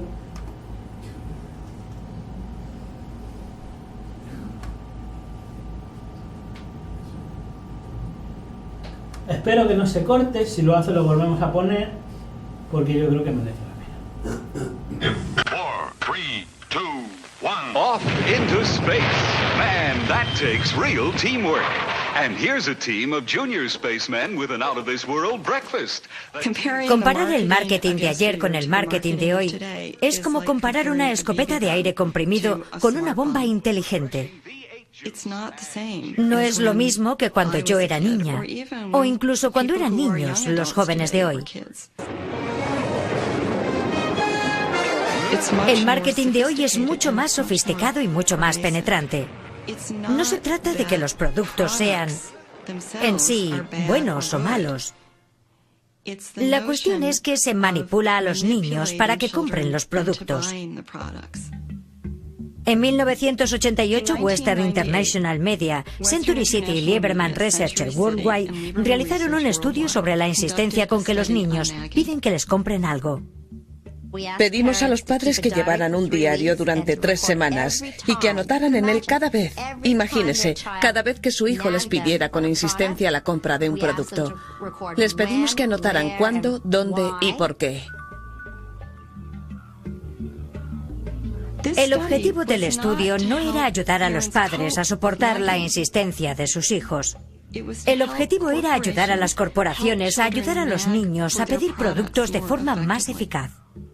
Después de que pasaron estas 3 semanas, les hicimos una entrevista telefónica para descubrir qué es lo que les habían comprado. Queríamos relacionar los dos componentes, la insistencia con el acto de compra. Entre el 20 y el 40% de las compras no se habrían efectuado si los niños no hubieran insistido a sus padres. Descubrimos, por ejemplo, que una cuarta parte de las visitas a los parques temáticos no se habrían producido si los niños no lo hubieran pedido con insistencia. Sin esa insistencia no se habrían producido 4 de cada 10 visitas a sitios como Chiquichas. Eso es algo que cualquier padre entenderá. Cuando pienso en Chiquichas me digo, oh Dios mío, cuánto ruido. ¿Y cuántos niños hay? No me apetece nada pasar allí 2 horas. Pero si el niño insiste lo suficiente, acabas yendo. Pasaba lo mismo con las películas, con el home video, con la comida rápida. Tenemos que romper esta barrera que dice que a los padres no les gusta que sus hijos les den la lata para que les compren algo. Es cierto que esa es una actitud general en los padres, pero eso no significa que la observen a rajatabla el 100% de las veces. Bueno, lo siento, no os voy a obligar a que lo veáis otra vez. Pero hay un tema muy interesante que sigue hablándolo, pero que es el tema del knack factor, en inglés es el dar la lata.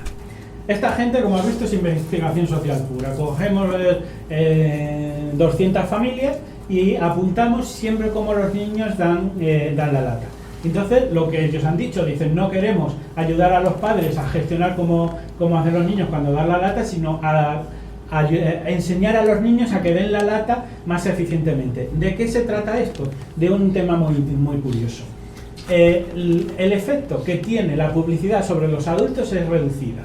¿Por qué? Porque nosotros tenemos, no mucho, pero más criterio que los niños. Entonces nosotros, los adultos son los que tienen el poder de compra, con lo cual somos una especie de segmentación. Yo soy quien tiene dinero y quien se lo va a gastar. Entonces yo soy hasta cierto punto resistente a la publicidad, pero el niño no. Sin embargo, yo tengo el poder de compra, pero yo soy mucho más vulnerable a las quejas de mi hijo que a la publicidad. Entonces la industria lo que desarrolló es una técnica para atacar a los padres desde los niños. Entonces, ¿cómo vamos a hacer? Vamos a hacer una publicidad que esté orientada a los niños para que pidan a sus padres, de tal manera que los padres comprarán más, no por deseo propio, sino para satisfacer a los hijos. Básicamente, esto era lo que decía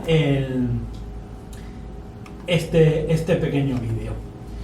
El tema es, y si queréis luego lo desarrollamos un pelín más.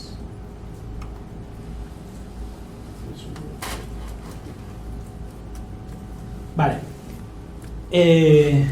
Bueno, en fin.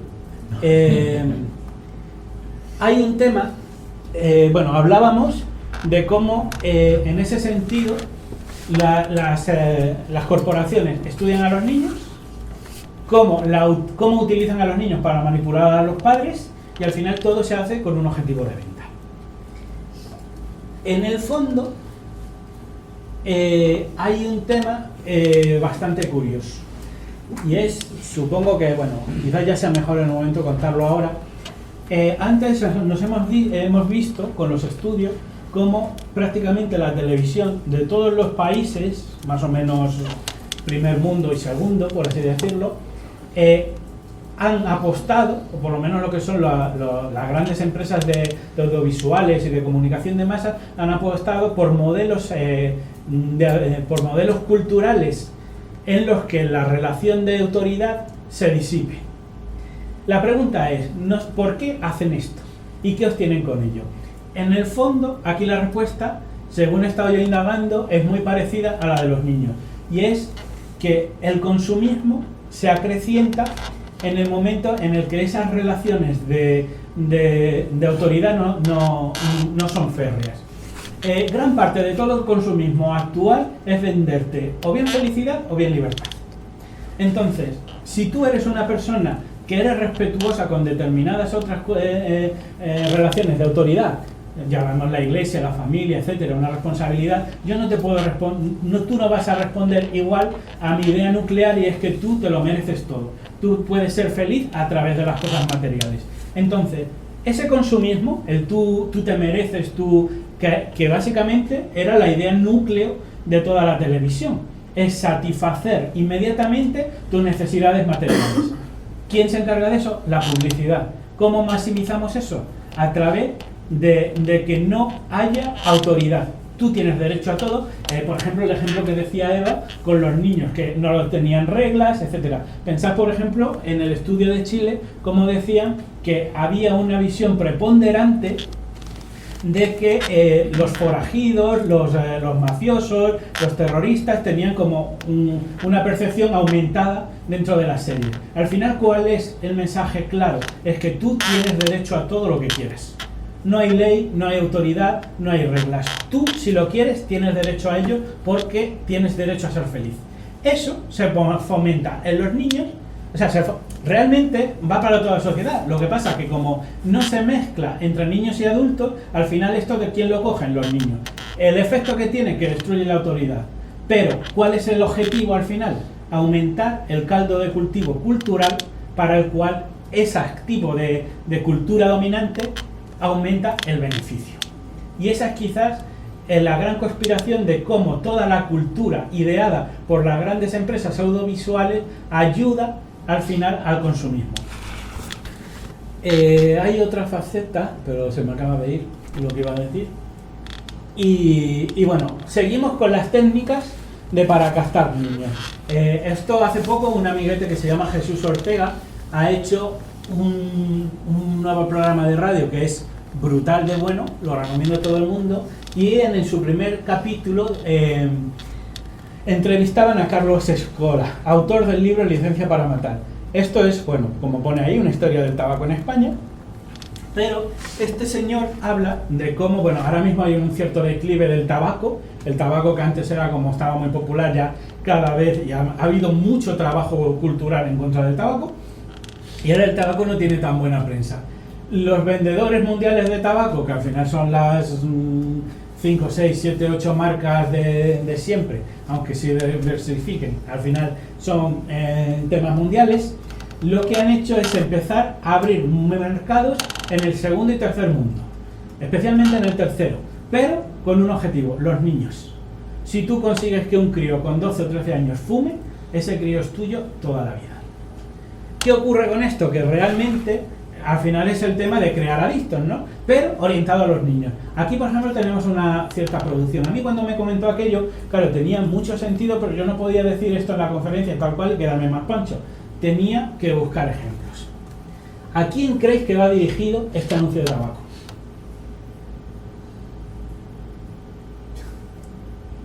A un adolescente, presume de paquete, ¿no? Es un mensaje... Yo creo que las mujeres sexual. Sí, La vida es más sexual. es muy sexual. Sí, mírale con esa sensualidad y tal. Sí, pero es un guay, va de chulo. Pero estos colores, pues eso. aquí tenemos otro, el camello. El camel o este. Pero quiero decir, son unos colores. A lo mejor no estáis de acuerdo conmigo, pero yo creo que aquí hay una entre adolescencia e infantilidad muy evidente. Un adulto no se va a sentir, digamos, atraído por el camello este de... Pero esto, porque en publicidad se hace una cosa que se llama segmentación. Depende qué producto quiero yo, hay segmentos, un segmento sería un grupo concreto, entonces diversifico o especifico mi publicidad para ese grupo. Yo creo que esto realmente es no para niños muy pequeños, pero esto es publicidad de tabaco. Sí, para adolescentes y preadolescentes. 12 y 13 años. Es que a mí lo del paquete me parece, vamos, total. Pero el debate también, o sea, es que ese tenía que haber llevado el objetivo del año. Mira, decía que el anuncio de barco también puede ser un poco dado a que si fumas también, o sea, no eres un vicioso, o sea, entiéndeme, o sea, tienes eres guay, eres que eso no lo pero que eso no lo hacen a los adultos, porque el Ferrari y la tía para venderte cualquier cosa. Pero bueno, lo que quiero decir, ya más al margen de lo que es la típica estrategia en publicidad, es que aquí hay una segmentación juvenil. Es a donde yo voy. Y cuando tú consigues que un crío se acabe fumando una cajetilla de tabaco a la semana, ese crío o muere de cáncer o es tuyo toda la vida. Prácticamente en el 90% de los casos. Entonces, aquí hay otro tema, y es cómo se cierra el círculo de toda la conspiración. Hemos hablado de los niños adultos todo el tiempo, pero claro, esos niños de hoy que estamos manipulando serán adultos mañana. La sociedad del mañana estará compuesta por los niños que le forzamos a ser adultos hoy. Esto tiene también una historia sociológica detrás.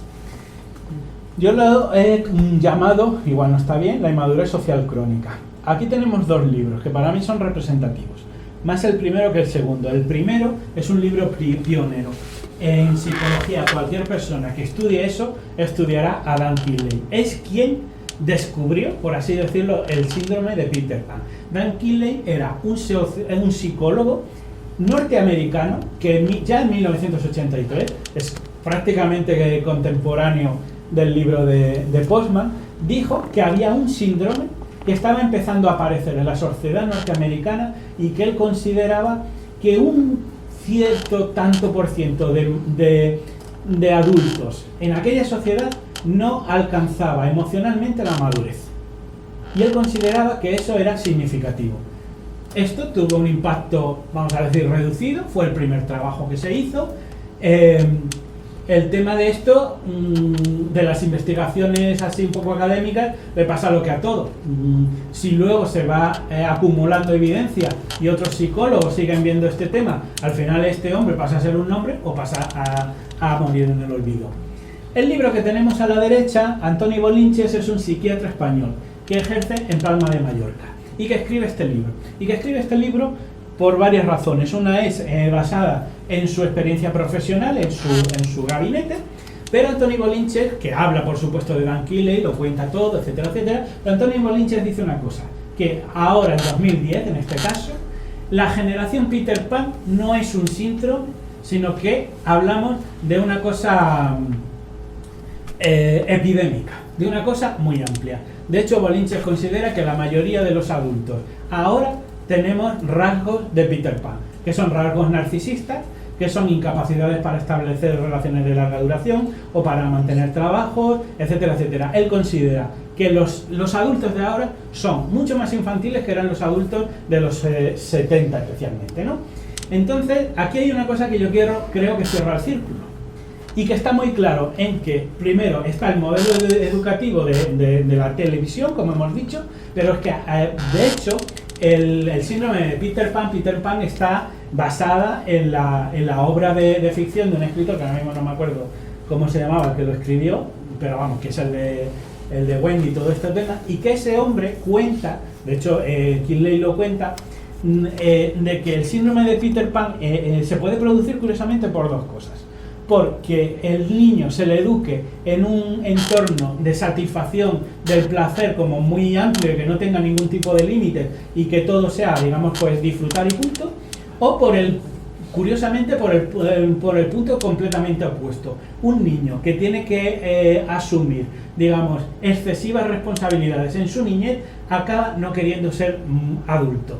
Entonces, lo que habla es que yo veo una relación directa entre la destrucción de la niñez y los adultos que finalmente no llegan a ser nunca adultos, porque quedan en un estado en el que la madurez emocional que tienen no se completa. Básicamente, todo el tema de la tele, como decíamos, que lo que se centraba mucho era en que seamos capaces de satisfacer todos nuestros deseos inmediatamente. Parece que el mensaje que nos están dando es este: no crezcáis, es una trampa. Al niño le fuerzan a ser adulto, pero nunca llega a ser adulto porque su niñez no se completa. Y el adulto nunca llega a ser adulto porque no terminó su niñez. Esto, como consecuencias, puede tener millones. Yo solo voy a poner una, porque realmente no sé cuánto tiempo ya llevo de conferencia y no quería cansaros, pero estas son, por ejemplo, las estrategias, las estadísticas de rupturas matrimoniales en España. Curiosamente, otra vez empiezan en el 80 y poco, con unos valores que, como veis, fíjate, estábamos en el 81 por debajo de los 300.000, me parece, mira, casi 7.000, y luego hablamos de 150.000, la compuesta. ¿Realmente todo esto tiene una correlación? No solamente está en la televisión, yo lo tengo claro. Hemos visto otros tipos de modelos como la educación, el tema incluso de la ley, etcétera, etcétera. Lo que quiero decir que una cosa que parecía incluso anecdótica de cómo era la adultez, ¿cómo se dice? Bueno, forzar a los niños a que fueran un poco adultos, cuando llegas a la adultez tiene unas consecuencias que como sociedad pueden ser catastróficas. De esos que hablamos son millones de hogares desestructurados, padres por un lado, madres por otro. No pueden ser buenos para los niños, pero yo no quiero criminalizar el divorcio. Lo que quiero decir es que aquí hay una correlación estadística que parte de los modelos educativos que nosotros obtenemos de la tele, entre otros muchos factores. Y yo creo que esto como sociedad nos perjudica, nos hace vulnerables, nos hace menos, porque tenía que haber entrado bastante más en todo lo que era el complejo de Peter Pan. Entre otras cosas, somos menos capaces de sacrificios, menos capaces de paciencia, menos capaces de entendimiento, y todo eso como adultos. Entonces, y yo ya creo que, bueno, casi acabando, ¿no? Estas son parte de las conclusiones. Seguro que si os pido vuestra opinión si os ocurren más cosas, pero, y esta parte es mía, aquí hay una cosa que es una reflexión futura, posiblemente a lo mejor no tenga nada que ver, pero es como yo lo veo, ¿no? Hablábamos de un panorama que ya se describía con bastante claridad en el 82. 2016 hemos avanzado un poquito. Yo creo que la cultura esa cultura de masas muy basada en el capitalismo nos sigue envolviendo. Yo creo que ahora mismo, porque esto se habla mucho de si vivimos en Matrix, yo creo que Matrix están haciendo ahora. Y voy a decir por qué. Hablamos de niños que prácticamente, de hecho tengo bastantes amigos profesores que les llama la atención que muchos niños empiezan a usar el móvil antes de leer. Dice, el crío tiene 3 años, no sabe leer, dice, pero usa el móvil con las flechas, etcétera, etcétera, etcétera, etcétera. ¿Qué es lo que pasa? Que eso también es reestructuración cerebral. ¿Cuál es el problema de eso? Lo mismo que hablábamos con lo de los juegos. Al final, tu cerebro no estás tanto interactuando con la realidad, sino con todo lo que son las plataformas digitales. Hasta ahí, bien. Pero hay un tema que yo creo, y esto es una especie de predicción, yo creo que la frontera entre lo real y lo tecnológico se va a borrar muy pronto. ¿De qué hablamos? De la realidad aumentada. Considerad cómo puede ser la infancia de niños de 5, 6, 7, 8 años dentro de 20 años, cuando ellos desde el primer día, a través de los dispositivos, accedan a un mundo virtual que es más rico que la realidad normal. Pensad que toda la industria se va a ocupar de que todo el mundo virtual al que tú accedes a través de los dispositivos, porque ya no estamos hablando de estar en Internet, estamos hablando de que Internet se superpone sobre la realidad. Eso es lo que se llama realidad aumentada. Por ejemplo, ahora mismo hay aplicaciones de realidad aumentada, que yo soy una inmobiliaria, esto es un despacho vacío, y entonces yo te pongo sofás, te pongo un cuadro y tal, y tú con una especie de tablet mirando a todo, ver cómo queda. ¿Te gusta? Sí, este color, este tal, vale, eso es la realidad aumentada. Pokémon es una aplicación de realidad aumentada. Mi pregunta es, si tú eres un niño en el que cuando tú ya naces, cuando maduras, ya empiezas a vivir en un mundo tecnológico que se superpone sobre el mundo real, que se van a, y eso ya os lo digo yo, se van a encargar de que ese mundo que vemos a través de los dispositivos superpuestos sobre el mundo real sea más interesante que la realidad normal. Eso es una matriz que les va a empezar a abarcar. Y cuanto más aplicaciones haya de este estilo, digamos, mayor va a ser el atractivo. La pregunta es, ¿podrá haber gente que se empiece a borrar la diferencia entre el mundo virtual y el mundo real? Pues seguramente. Nacer y crecer con esa situación, porque todo esto es algo, decía antes que esta era una conferencia que estábamos viendo en un momento clave, porque todos hasta ahora podíamos en cierto modo entender qué estaba pasando. También decía que los niños dentro de 30 años no podrían entrar esta conferencia, porque no tendrían ya los referentes culturales de los juegos, de cómo vestíamos, etcétera, etcétera. También creo que todavía nosotros somos gente que sabemos cuál es la realidad, vamos a llamarla consensual, la realidad física y lo que es el Internet. Yo creo que un crío que nazca ahora, que sus primeros desarrollos, o sea, que cuando prácticamente tenga meses y vea al Pokémon a través del teléfono y que haga así, pero lo ve en el otro sitio, yo creo que la realidad en sus cerebros, o la diferencia en su cerebro de lo que es, vamos a llamarlo matriz, de lo que es realidad, se va a desdibujar. No digo que no la vayan a entender, por supuesto que la van a entender, pero van a vivir tanto en eso, que yo creo que esa matrix, que también va a ser comercial, que también va a ser interesada, que también les va a educar y que también les va sobre todo a atrapar como si fuera una tela de araña. Yo creo que lo que estamos viendo ahora es de verdad el nacimiento de Matrix sobre los niños. Y esto no lo digo por la sociedad que va a ser, ¿no? Un poco... No me la puedo imaginar, la verdad. Entonces es lo que yo creo que a lo que estamos abocados. Siempre pensamos que Matrix era algo que nos iban a hacer, ¿no? Que un día despiertas y nosotros nos estamos entregando completamente a ello, ¿no? Entonces, concluyendo, creo que ha sido una conferencia un poco larga, pero quiero contar un par de cosas más. Concluyo con una cita de Postman sobre la parte de la paternidad. Si los padres quieren preservar la infancia de sus propios hijos, deben concebir la paternidad como un acto de rebelión contra la cultura dominante. Si ahora vosotros, 2016, queréis ser padres, tenéis que ser alguien que proteja a vuestros hijos de los medios de comunicación. Tenéis que actuar de filtro. Sé de mucha gente que ahora mismo sus hijos ya no ven la tele. Vienen con una tablet y dicen, toma el episodio de tal. Terminas de ver el episodio y te quito la tablet. Hay mucha gente que está tratando de hacer un cortocircuito entre la televisión, internet y sus hijos. Solamente para de alguna manera controlar esa interacción. En el fondo, lo que exigiría una paternidad moderna y responsable es que seas una especie de rebelde en una sociedad con unos modelos culturales que te van a decir cómo ha de ser. En el vídeo que se interrumpió hubo un dato que no ha llegado a decir. Decía que en Estados Unidos la industria de la publicidad y los juegos y tal se gastaba 12.000 millones de dólares al año en hacer publicidad que llegara a los niños. Como padre no se puede pelear contra una industria que se gasta pues prácticamente presupuestos nacionales solamente en publicidad para llevar y manipular a tus hijos. Incluso si lo lograrais y hicierais ese filtro, evidentemente el niño va a interactuar, no le puedes sacar de internet, pero luego tampoco puedes evitar que vaya al colegio.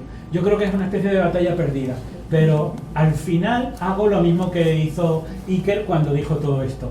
Lo que queremos es que se difunda y que otra gente lo cuente, porque yo creo que aquí está en el corazón de lo que es toda la decadencia del siglo XXI y de la sociedad moderna. Entonces mi consejo, apagar la tele.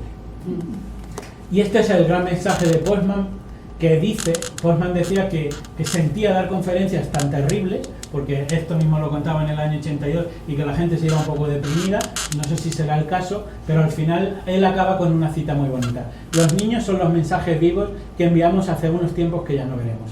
Esperemos que esos mensajes sean positivos. Muchas gracias.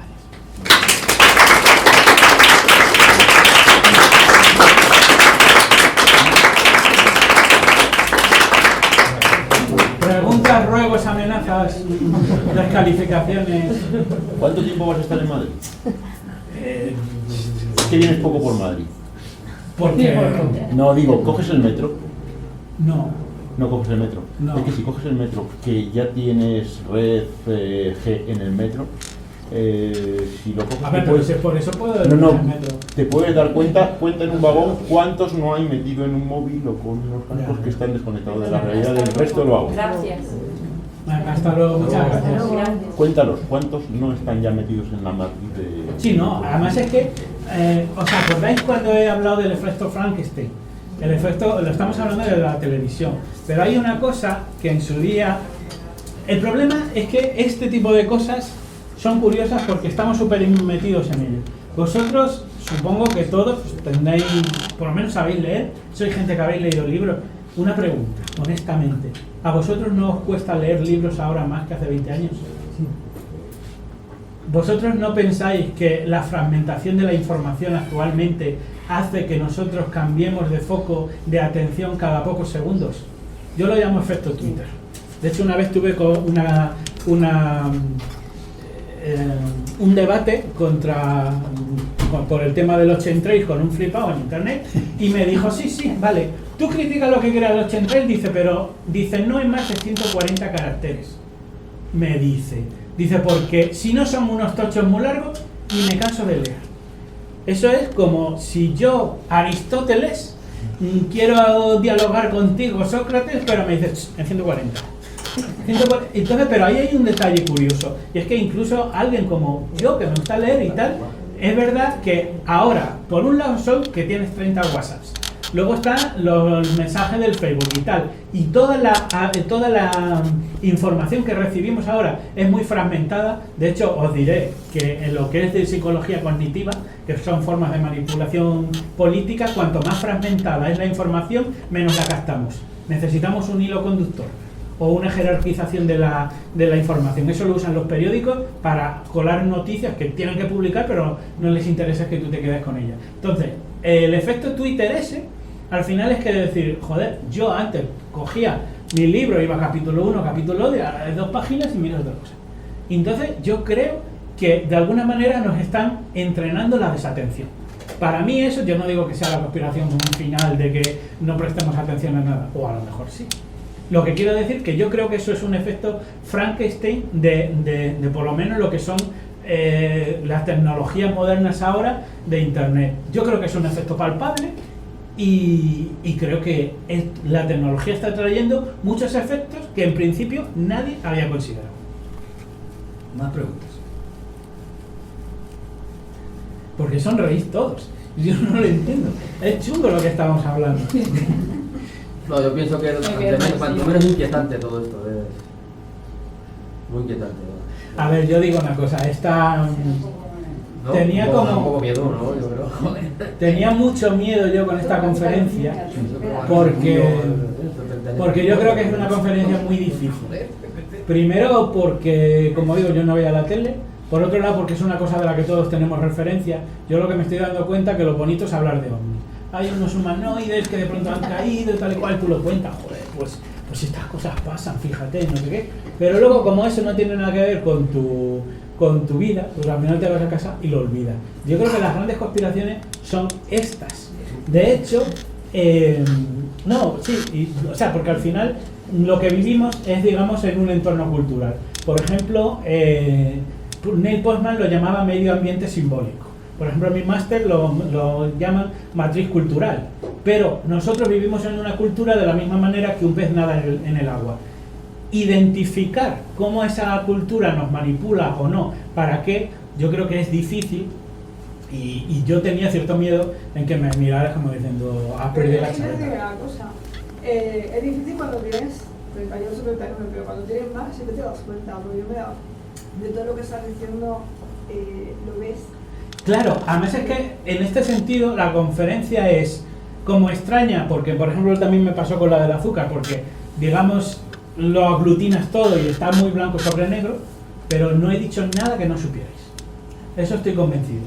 Pues es otra visión diferente de las cosas, pero todo lo conocemos. Sí, somos conscientes pero cómodos, que no cambiamos. Como todo. Tampoco se puede muchas cosas. Yo lo que sí que es interés es difícil, ¿no? Pueden dedicarle más tiempo a los niños, por ejemplo. Yo, por ejemplo, con mi hijo está obsesionado con el Pokémon Go. Entonces yo me niego en rotundo a instalarle Pokémon Go en mi móvil. Y yo le explico, claro, porque él quiere una explicación. Quiere una explicación lógica. A ver, lo traído. Al niño. Bueno, te bombardeo la conferencia. No, a ver, el tema está en que yo a él le quiero hacer ver que los móviles son instrumentos de comunicación y que un móvil tiene que utilizarlo para eso, para comunicarse. No es un instrumento para jugar, que es un instrumento de adultos. Yo le digo, ¿tú tienes que comunicarte con alguien en este momento? Me dice, no, entonces ¿para qué quieres mi móvil? Entonces,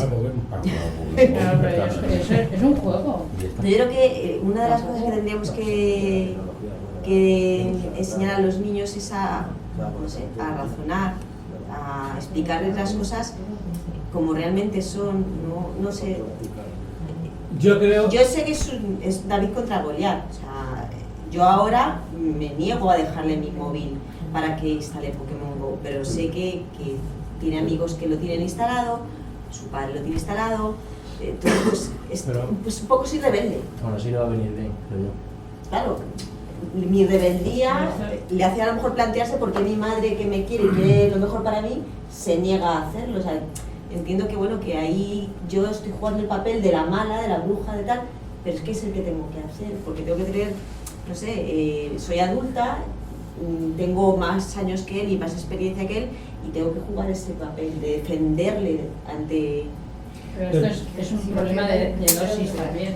O sea, mis sobrinos sí juegan y se lo pasan pipa, y es el rato del juego como otro juego, ¿eh? Lo que pasa es que ahora los niños juegan con otras cosas y de otra manera, pero no creo que sea tan nocivo siempre que la dosis sea...